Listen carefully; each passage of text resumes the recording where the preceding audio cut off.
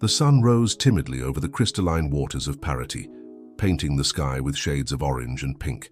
It was a new day in the small, historic city on the coast of Rio de Janeiro state, but for Tainá Ribeiro, each dawn seemed like a worn-out repetition of the previous one.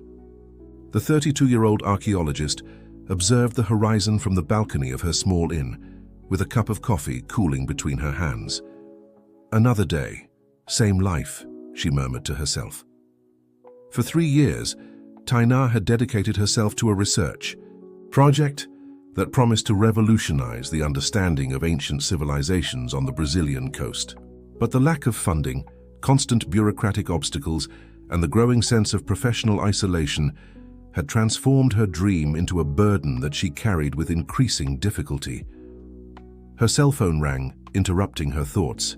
It was Caio, her research assistant. "Tainá, you won't believe what we found in the cave." Caio's voice overflowed with enthusiasm.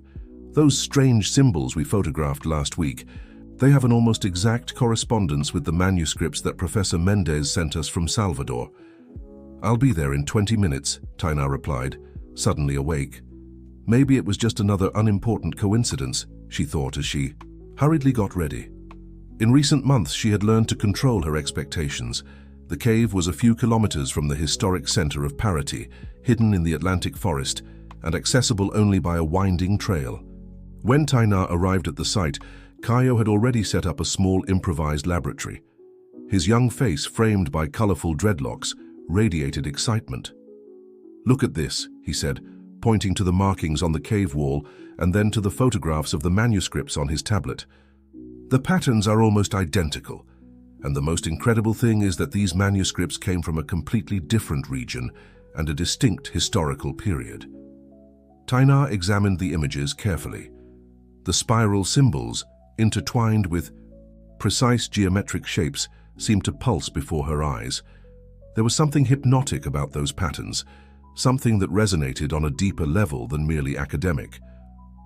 "Have you translated the texts accompanying these symbols in the manuscripts?" she asked. "Only partially," Caio replied. "It's an ancient dialect, a mixture of Tupi-Guarani with something I couldn't identify, but there are recurring mentions of invisible fields, earth frequencies, and portals of consciousness." Tainá felt a shiver run down her spine. Those words evoked the stories that her grandmother, a healer of indigenous origin, used to tell about the connection between all living beings, about the invisible fabric that united the universe. As she examined the symbols, Tainá unconsciously began to trace them with her fingers on the rocky surface. The third symbol, a double spiral that connected to a triangle, seemed to vibrate under her touch. Suddenly, she felt intense dizziness. The cave seemed to spin around her, the rocky walls undulating as if made of water. "Tainá? Are you okay?" Caio's voice sounded distant. When the dizziness passed, Tainá realized that something had changed. The light in the cave seemed different, more vivid. The sounds of the surrounding forest came with impressive clarity, as if her senses had been amplified. "I'm fine," she replied without much conviction. "It's just, these symbols remind me of something my grandmother used to say about natural frequencies and how our thoughts can tune into them." Caio smiled. "Your grandmother seems to have been a wise woman, but we need more than ancestral wisdom to get funding for our research." "The funding," Tainá sighed. The word awakened in her the familiar anxiety that had accompanied her for months. The deadline for submitting the new project to the Research Support Foundation ended in 2 weeks, and her savings were almost gone. Back at the inn, Tainá couldn't stop thinking about the symbols in the cave. On her laptop, she researched more about the manuscripts that Professor Mendes had sent. She discovered that they belonged to a private collection being studied at the Federal University of Bahia. The owner of the manuscripts was a certain Dr. Estevan Correa, a theoretical physicist who had abandoned his academic career to dedicate himself to the study of what he called physics of consciousness. Driven by irresistible curiosity, Tainá found Correa's contact information and, against all her academic caution instincts, sent an email describing her discovery and asking if they could talk. To her surprise, less than an hour later, her cell phone rang. The name on the display, Dr. Esteban Correa. "Ms. Ribeiro." The voice on the other end was deep and melodious. "I received your email. What you found in Parity might be the piece I've been looking for 2 decades." The next morning, Tainá nervously waited in the inn's lobby. Dr. Correa had mentioned that he was in Angra dos Reis for a conference and that he would come immediately to Parity. When he walked through the door, he was nothing like Tainá had imagined. Instead of the elderly and eccentric academic she expected, she saw a man of about 50, tall with well-trimmed grey hair and eyes of a deep blue that seemed to observe beyond the surface of things. He was dressed simply but elegantly, with a white linen shirt and cotton pants. "Dr. Ribeiro, it's a pleasure to meet you in person," he said, extending his hand. His accent revealed origins in the south of the country. During breakfast, Correa explained that he had dedicated his life to studying the interface between quantum physics and human consciousness. His theory was that the mind not only interpreted reality, but actively participated in its creation. "The ancients knew this," he explained, his eyes shining with conviction. "These symbols you found are much more than cave art or primitive writing. They are tools, Dr. Ribeiro, tools to adjust the frequency of human consciousness." "Like a radio?" Tainá asked, remembering the metaphor she had read about the subject. Correa's smile widened. "Exactly, like tuning a radio to the exact frequency to pick up the desired signal. But here, the radio is your consciousness, and the signal is, well, some would call it desired reality." Tainá hesitated. This sounded like pseudoscience, the kind of thing that could ruin her academic reputation if she were associated with it. But something inside her resonated with Correa's words, as if, on a deep level, she recognized a truth that her rational mind resisted accepting. "May I show you the cave?" she finally offered. In the cave, she watched fascinated as Correa examined the symbols with reverence. He touched the markings as if reuniting with an old friend. "This confirms everything," he murmured. "These markings are identical to those I found in manuscripts from India, China, and Egypt. Different eras, different cultures, but the same fundamental knowledge about the nature of reality." Correa took a strange device from his backpack, similar to a metal detector, but smaller and with a digital display. "This measures low-frequency electromagnetic fields," he explained. "But with some modifications I made, it can also detect other things." The device began to emit a soft hum when brought near the symbols. The digital display flashed with readings that Tainá didn't understand. "As I suspected," Correa said, "this location is a nodal point, a place where the Earth's natural frequencies concentrate. The ancients always built their temples and sacred sites at these points. They intuitively knew what our science is only beginning to rediscover." Upon returning to the city, Correa made a proposal that would change Tainá's life forever. "I'm forming a team of researchers for a project that combines archaeology, quantum physics, and neuroscience. The funding is private and substantial. We're building a research center in Visconde de Mauá in the mountains. I'd like you to join us." The offer was tempting, but Tainá hesitated. "I need time to think," she replied. "This represents a significant change in the direction of my research." Correa smiled understandingly. "Of course, but allow me to leave something with you." He handed Tainá a small object that looked like a flash drive. "This is a prototype of a device I developed. It emits specific electromagnetic pulses that help synchronize the brain hemispheres. Use it while meditating, focusing on something you want to manifest in your life." That night, alone in her room, Tainá connected the device to her laptop as per Correa's instructions. A soft pulsation of blue light emanated from the screen, accompanied by an almost imperceptible sound that seemed to change patterns every few seconds. Feeling a bit foolish, Tainá closed her eyes and tried to meditate, focusing on what she wanted most, to find a greater purpose for her research, something that transcended academic publications and really made a difference.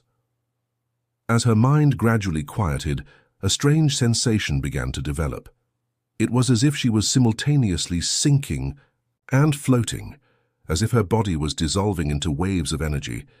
Images began to appear in her mind. The cave, the symbols, but also places she had never visited, people she had never met. An unusual clarity took over her thoughts. Suddenly, the connections between her archaeological research and Correa's theories seemed obvious, inevitable. She saw possibilities she had never considered before, research paths that could unite modern science and ancestral wisdom. When she finally opened her eyes, hours had passed.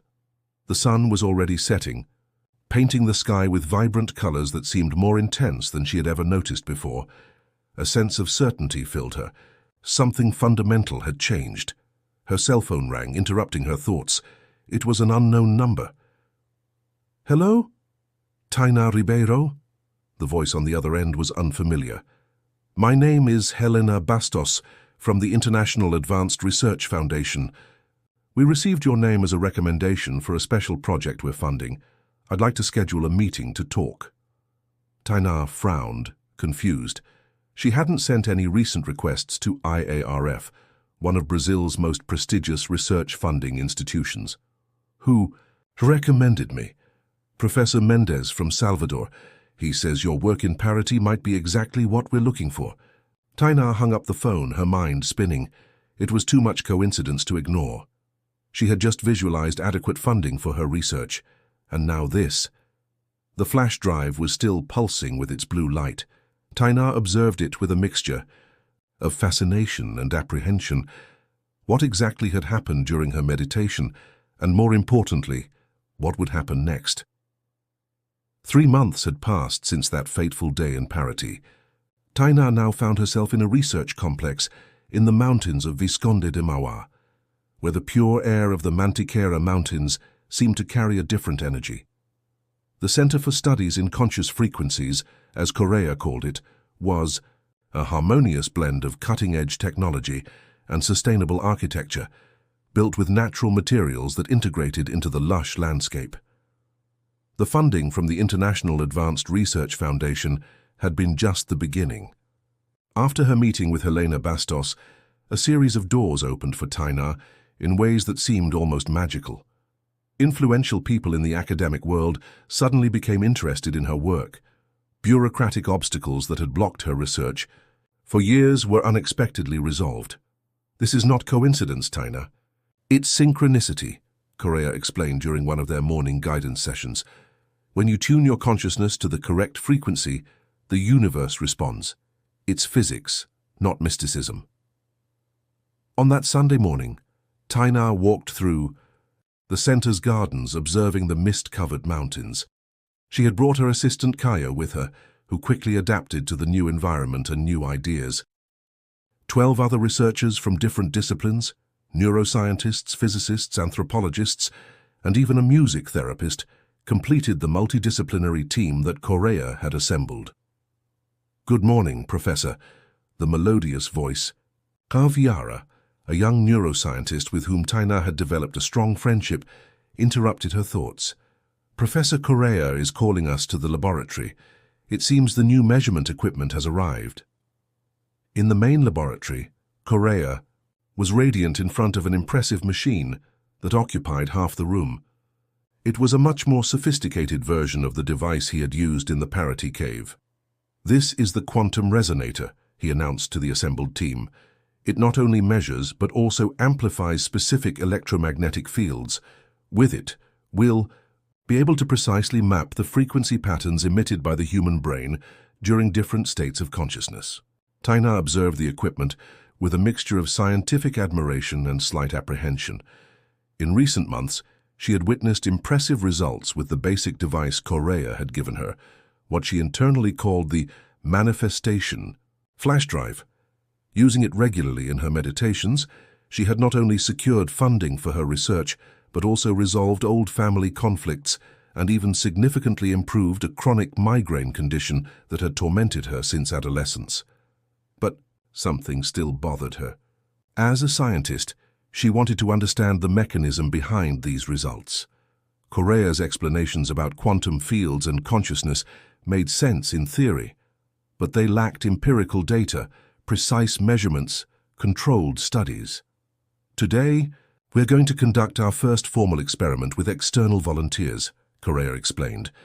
ordinary people with everyday problems who have agreed to participate in our research.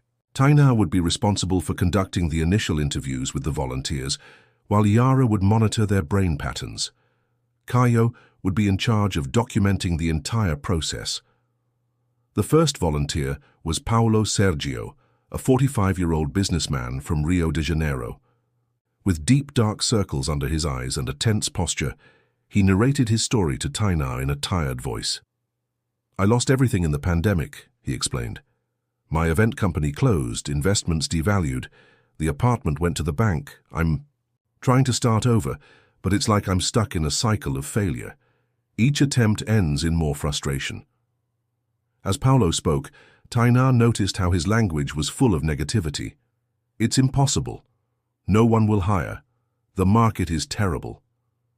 It was as if he was programmed to see only obstacles.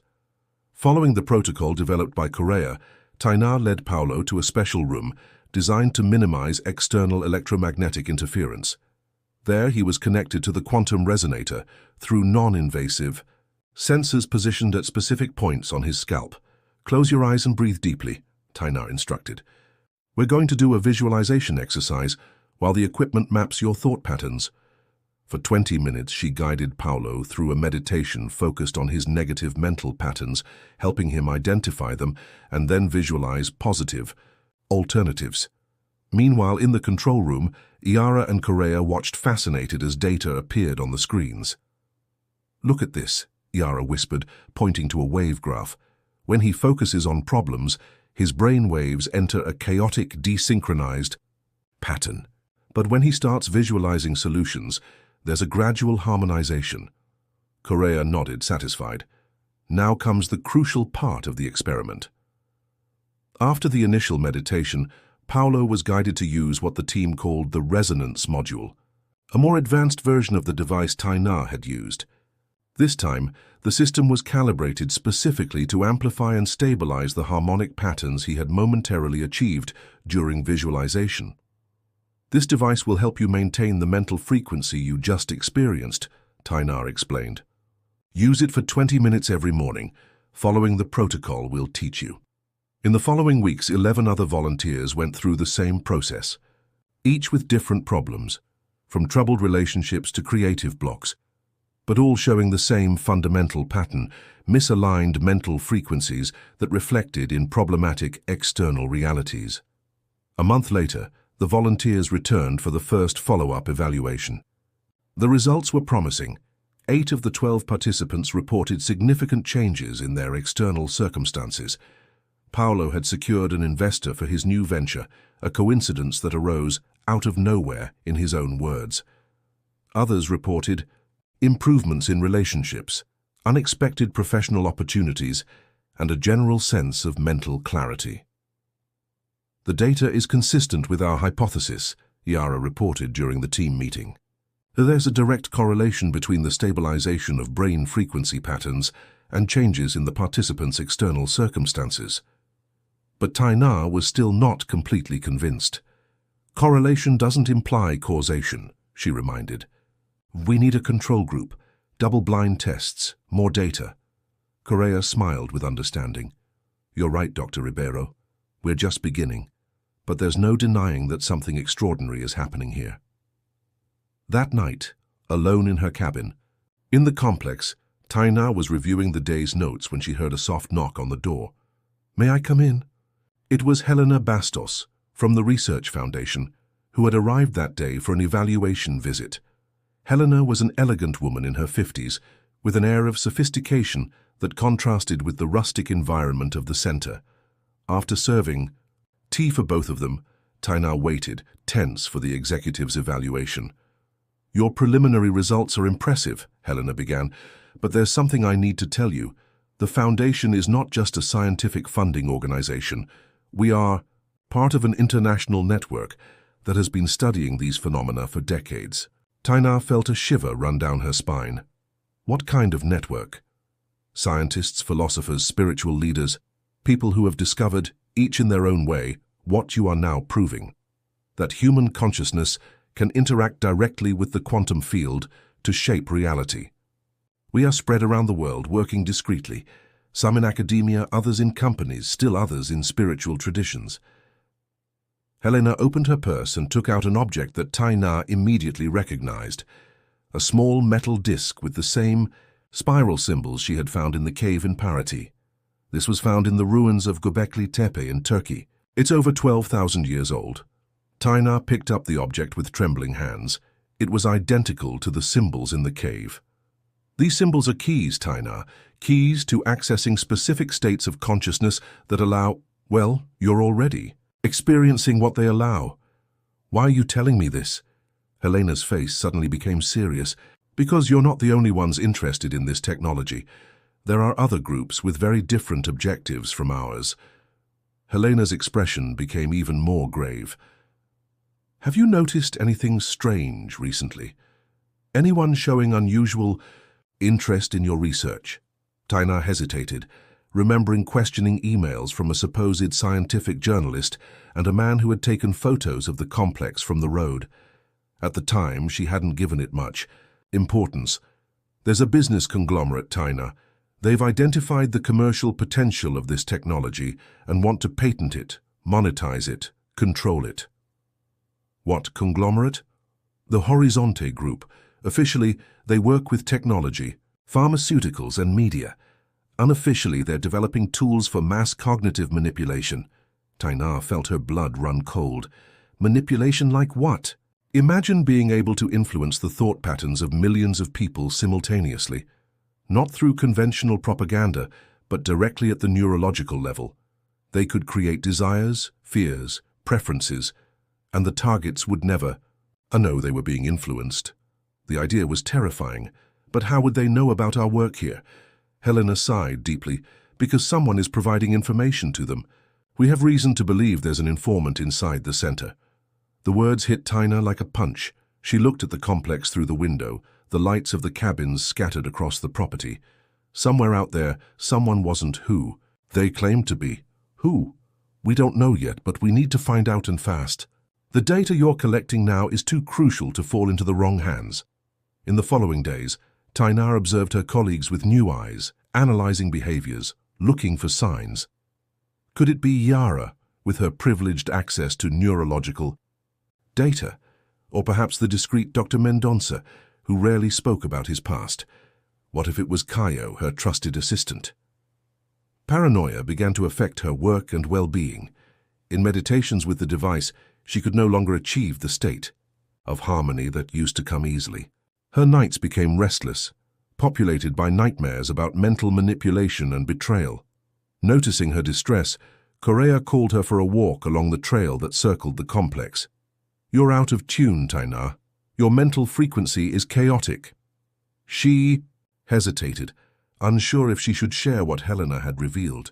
Finally, she decided to trust her mentor. Helena told me about the Horizonte Group. She said there's an informant among us. Correa stopped walking, his face suddenly pale. She shouldn't have done that. Why? Because fear is the most disharmonious frequency that exists. It contaminates everything, distorts your perception. Now, instead of focusing on the work, you're wasting energy distrusting everyone around you. But if it's true, even if it is, the method to deal with it is not through fear and distrust. It's through clarity and attunement. Remember the first lesson? The reality you experience is a reflection of the frequency you emit. Tai Na reflected on his words. It was true that since the conversation with Helena, her experience at the center had completely transformed. What was once excitement and discovery was now apprehension and suspicion. What do you suggest I do? Use the resonator, not the basic model, but the advanced one, in the main laboratory. It's time for you to experience the next level. That night, Tai Na found herself alone in the main laboratory. Following Correa's instructions, she connected to the advanced quantum resonator and initiated the meditation sequence. This time, the experience was profoundly different.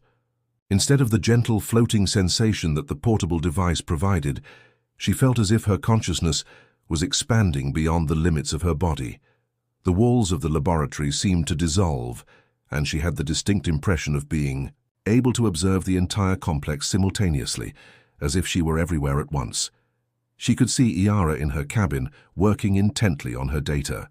Caio animatedly conversing with other researchers in the common area. Dr. Mendonça silently meditating in his room. And, in the administrative office, someone using a computer outside of office hours. The vision zoomed in, like a camera adjusting. Focus, and Tainá recognized the face. It was Ricardo, the new IT technician who had joined the team just 2 months ago. He was copying files from the main server to an external device. Files that contained all the data from their experiments, including the neurological profiles of the volunteers and the exact parameters of the resonator. When Tainá came out of the meditative state, she was trembling and sweating, but with absolute certainty.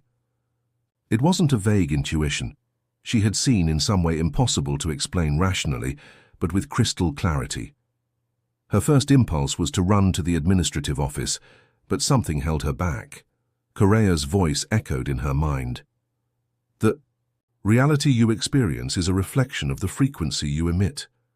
Instead of acting impulsively driven by fear, Tainá closed her eyes again and focused on the frequency of clarity and harmonic solution. She visualized the problem being solved, elegantly, without conflict, without drama. When she opened her eyes again, she knew exactly what she needed to do. The next morning, Tainá met with Correa in his private office, a circular room whose windows offered a panoramic view of the mountains. The walls were decorated with complex diagrams and replicas of ancient symbols, some of which she recognized from the cave in Paraty. "Ricardo is leaking information to the Horizonte group," she said, without beating around the bush. "I'm absolutely certain." Correa didn't seem surprised. "How did you find out?" Tainá hesitated, unsure how to explain the extraordinary experience she had with the advanced resonator. "Let's say I tuned my frequency to the truth." A discreet smile appeared on Correa's lips. "The resonator works in ways we don't fully understand yet. Sometimes it amplifies capabilities that already exist naturally within us. What will we do about Ricardo? What do you suggest?" The question caught Tainá by surprise. She had expected Correa to take the lead, to have an already elaborated plan. "We could confront him, call the police." "And what evidence do we have?" "A vision during an experience with an experimental device. Besides, the Horizonte group has powerful connections. A direct approach could create more problems than solutions." Tainá reflected for a moment. "What if we use the technology itself against them?" Correa's smile widened. "Go on." "Ricardo is copying our data, but what if we subtly modified the files? Not enough for him to notice, but enough for the technology to be ineffective, or better yet, produce effects different from what was intended. An interesting idea, but we'll need someone with technical skills to implement it." "Caio," Tainá replied immediately. "He has advanced programming knowledge, and I trust him completely." That afternoon, in secret, the three of them elaborated a plan. Caio would create an altered version of the research files, specifically those detailing the calibration parameters of the resonator. The modifications would be subtle, slightly different numbers, slightly altered pulse sequences. For someone reproducing the device following these parameters, the result would be an apparatus that, instead of helping to tune harmonic frequencies, would create dissonance and mental confusion. "It's brilliant," commented Caio while working on the alterations. "They'll think they're building the same device, but in reality, they'll be creating something completely different." Meanwhile, Tainá faced another challenge. Helena had returned to the Foundation, but had made it clear that she expected concrete results soon. The funders were eager for solid scientific evidence that the technology worked as promised. "We need publishable data," Correa insisted during a team meeting, "something that the scientific community can't ignore." The pressure was enormous. Tainá spent her days divided between supervising experiments with volunteers, analyzing data, and now also discreetly monitoring Ricardo's activities. The nights were dedicated to increasingly deep sessions with the advanced resonator, which she had internally nicknamed the Portal. It was during one of these night sessions that Tainá made a transformative discovery. by tuning her consciousness to a specific frequency, one she had mapped from the symbols in the cave. She managed to access an expanded state of perception that transcended the limitations of space and time. In this state, she could literally feel the interconnection between all things. It was as if the entire universe was a vast vibrational network, each element connected to all others through invisible filaments of energy. Even more impressive, she discovered that she could influence these filaments through focused intention.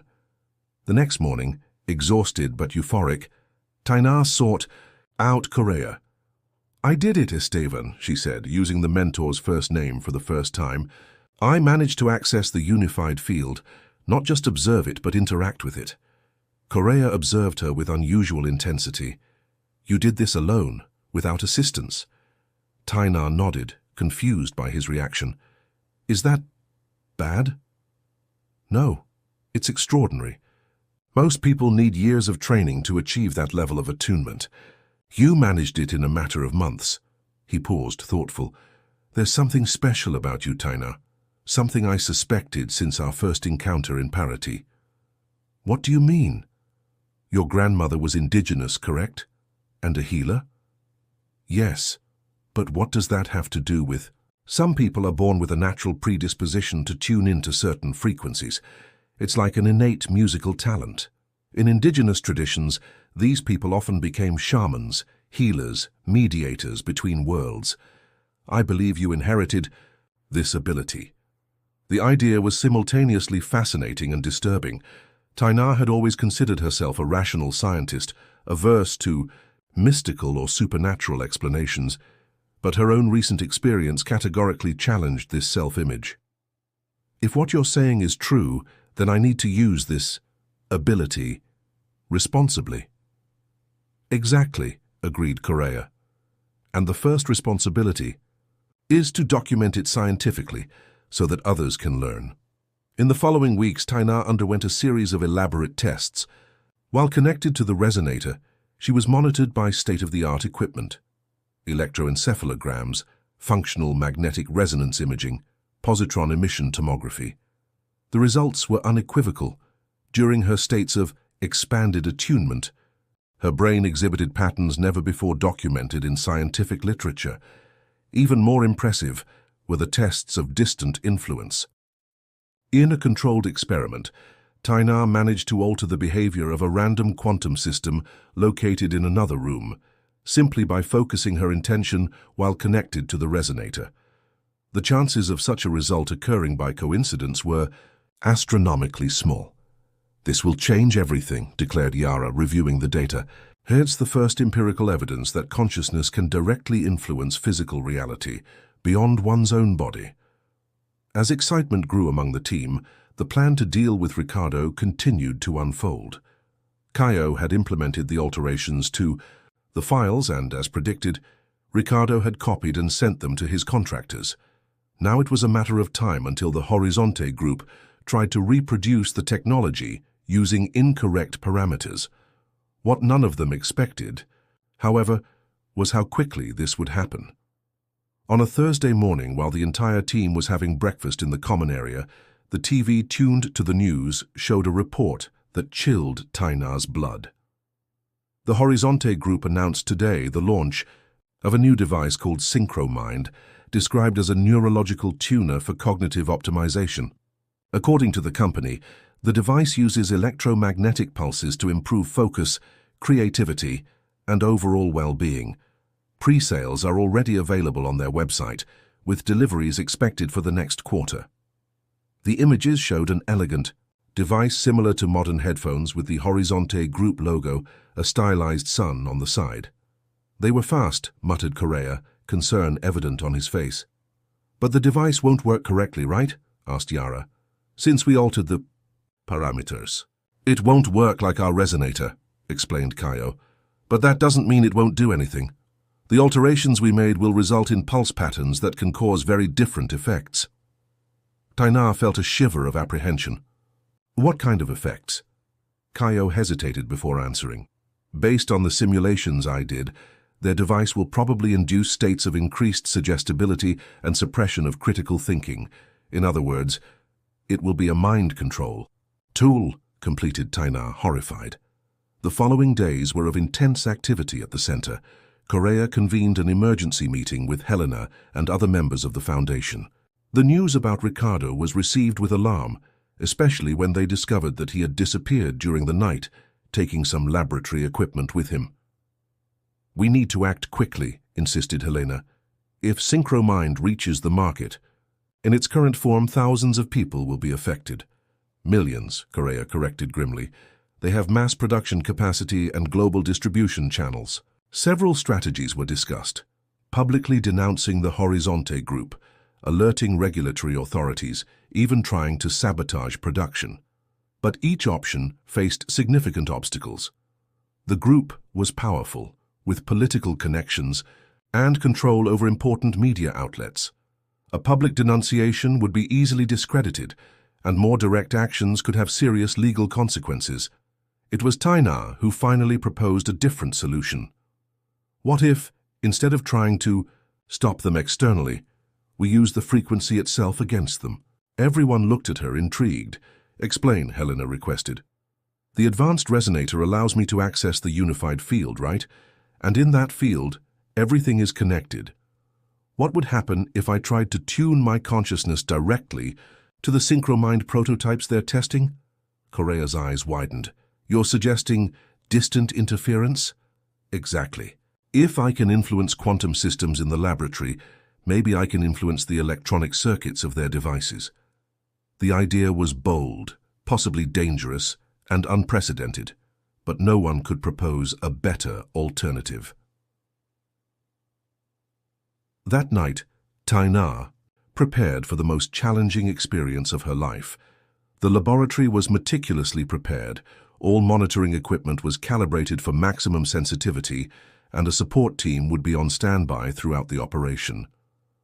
"Are you sure you want to do this?" asked Yara, adjusting the electrodes on Tainar's head. "No," she admitted with a tense smile, "but I feel like I need to try." Lying in the special chamber that housed the advanced resonator, Tainar took several deep breaths. The device was activated, and she felt the familiar sensation of her consciousness expanding, the boundaries of her being gradually dissolving.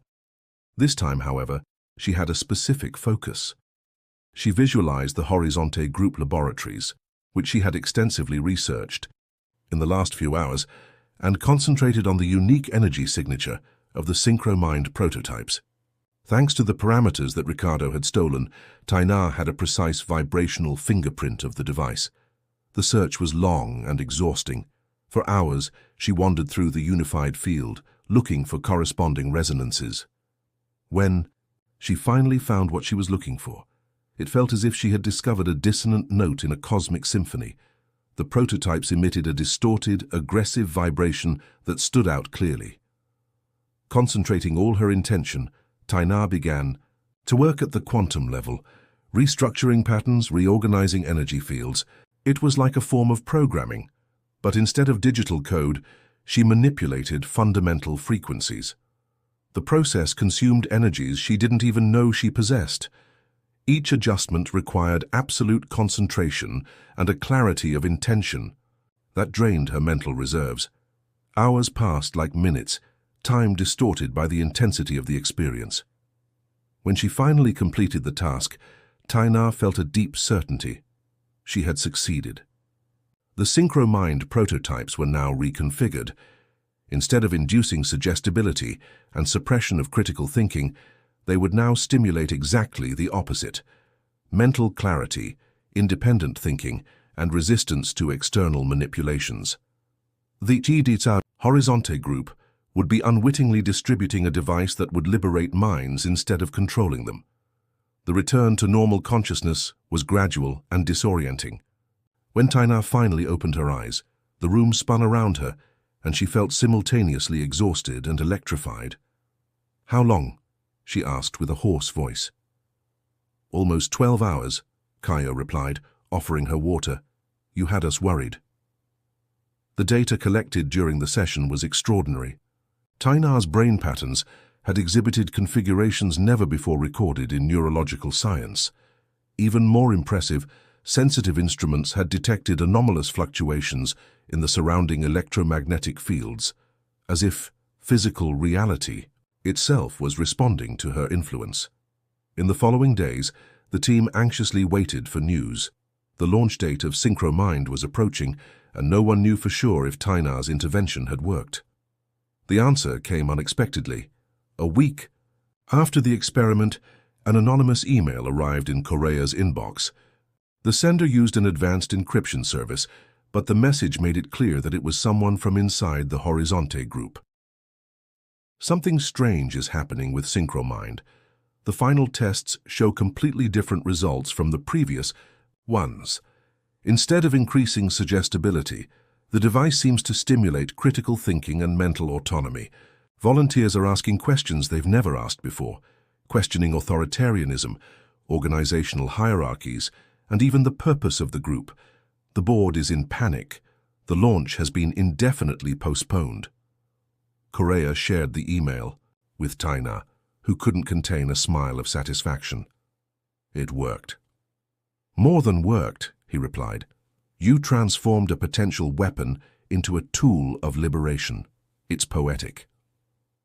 In the following weeks, rumors of internal conflicts in the Horizonte group began to circulate in specialized media.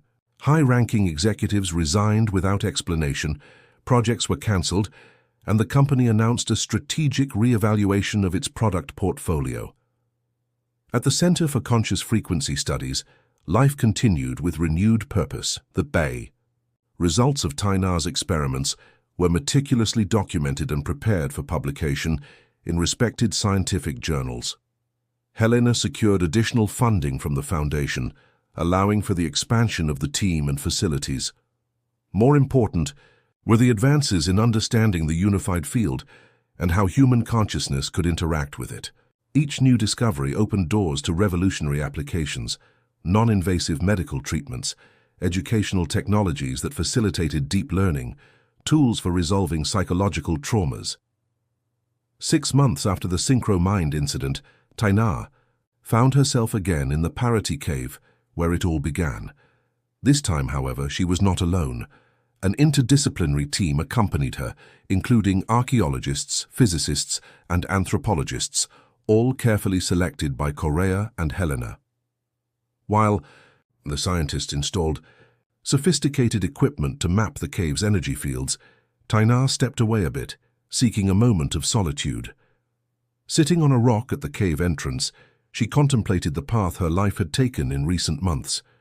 From a frustrated archaeologist, with no prospects, she had transformed into a pioneer of a new science that united ancestral knowledge and cutting-edge technology. Closing her eyes, she felt the familiar presence of the unified field around her. Now accessible even without the resonator thanks to constant practice, it was like a soft melody that had always been present, but that she had only now learned to hear. Tainar? Kaio's voice brought her back to the present moment. We found something you need to see. Inside the cave, the researchers had discovered a hidden chamber behind a rock formation that had seemed solid during their previous visits. In the center of this chamber, embedded in the rock, was an object that made Tainar's heart race, a metal disc identical to the one Helena had shown her, with the same spiral symbols. But there was something more. Around the disc, carefully carved, into the rock, were additional symbols that formed a clear message for those who knew how to interpret them. I can read it, Tainar whispered, surprised by her own intuitive knowledge. It says, to those who have learned to hear the song of the universe, the power to create realities is a sacred gift. Use it to elevate, never to control. The frequency of love is the most powerful of all. As everyone processed the meaning of that discovery, Tainar felt a crystalline certainty form within her. This was just the beginning. The knowledge they had rediscovered, the science of consciousness and its interaction with the unified field, had the potential to fundamentally transform the human experience, and it was up to them to ensure that this transformation followed the path of elevation, not control, of harmony, not discord, of love, not fear. The frequency they chose to emit would determine not only their individual realities, but the collective future of humanity.